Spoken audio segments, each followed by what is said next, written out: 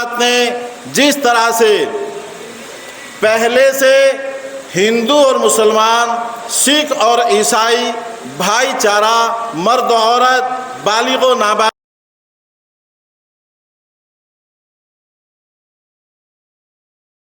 سے اچھے محنتیں کی ہیں، میں آگے ان تمام حضرات سے جمعیت علماء ہند کی شاخ بڑھانا کی تمام کمیٹی سے درخواست کروں گا کہ آگے آنے والا کوئی بھی وقت ہو، چاہے ہمارے وہ وقت خلاف آ رہا ہو، چاہے وہ وقت ہمارے موافق آ رہا ہو، ہمیں اسی طرح سے محنت کرنی ہے جس طرح ہم نے 1 مہینے تک مسلسل محنت کی ہے۔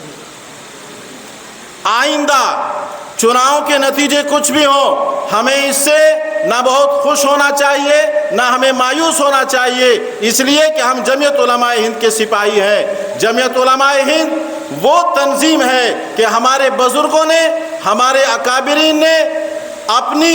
سچائی اور حقانیت کے لیے، اس ملک کو بچانے کے لیے، ہندو اور مسلم بھائی چارہ قائم رکھنے کے لیے، چاہے انہوں نے مالٹا کی جیل میں وقت کاٹا ہو، چاہے وہ کالا پانی رہے ہو، چاہے ان کے ہاتھوں میں ہتکڑیاں پڑی ہو، چاہے ان کے پیروں میں بیڑیاں پڑی ہو، انہوں نے کبھی اس بات کی پرواہ نہیں کی کہ ہمارے ساتھ کیا ہو رہا ہے۔ انہوں نے اس بات کی پرواہ کی کہ ملک کے اندر کسی شخص کو تکلیف نہیں ہونی چاہیے۔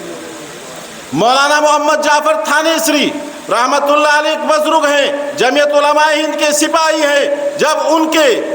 ان کو مالٹا کی جیل سے کالا پانی لے جایا جانے لگا، ان کے گھر یہ پیغام بھیجا کہ ان کے بیوی بچے ان سے آ کر مل سکتے ہیں۔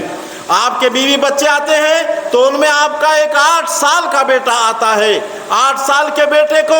جب جیلر نے جیل کے دروازے پر کھڑا کیا، مولانا محمد جعفر تھانیسری اندر سے نکلے اور باہر دیکھا، اور حاکم انگریز نے کہا کہ آپ کے اہل و عیال ملنے کے لیے آئے ہیں، آپ ملنا چاہیں تو مل سکتے ہیں۔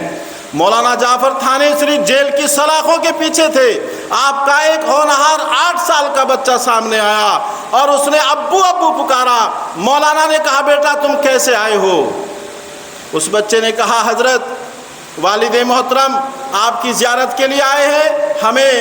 حکام نے بلایا ہے۔ مولانا جعفر تھانیسری رحمت اللہ علیہ نے جو الفاظ کہے ہیں وہ ہندو اور مسلمان اور اس ملک کو بچانے کے لیے ہیں۔ انہوں نے اپنے اس 8 سال کے بیٹے سے کہا بیٹا میرے ہاتھوں میں ہتکڑیاں ہیں، میرے پیروں میں بیڑیاں ہیں، مجھے اس جیل سے دوسری جیل میں جانا ہے، یاد رکھو میں تمہاری ملاقات نہیں چاہتا، ملاقات کرنے کے لیے نہیں آیا ہوں، تم سب کے سب گھر واپس چلے جاؤ۔ اگر میں زندہ رہا اس جیل سے سزا کاٹ کر واپس آ جاؤں گا، اور اگر زندہ نہ رہا تو قیامت میں پل صراط پر تمہاری اور میری ملاقات ہو جائے گی۔ پیارے دوستوں اور بزرگوں،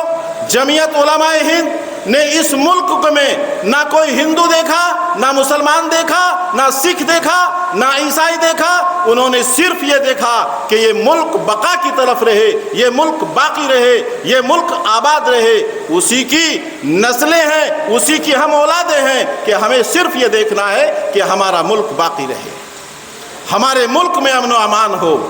اور ملک میں امن و امان کے لیے چاہے ہمیں خفیہ محنتیں کرنی پڑیں، چاہے ہمیں اسٹیج پر آنا پڑے، چاہے ہمیں سر سے کفن باندھنا پڑے، اور چاہے ہمیں ملک بدر ہونا پڑے، اور چاہے ہمیں قید خانوں میں جانا پڑے، اور چاہے ہمارے خلاف مقدمات قائم ہو، ہمیں کچھ نہیں دیکھنا ہے، ہمیں دیکھنا ہے کہ انصاف کی ترازو میں ہمیں ہمیشہ اچھے سے اچھے وزن کو قائم کرنا ہے۔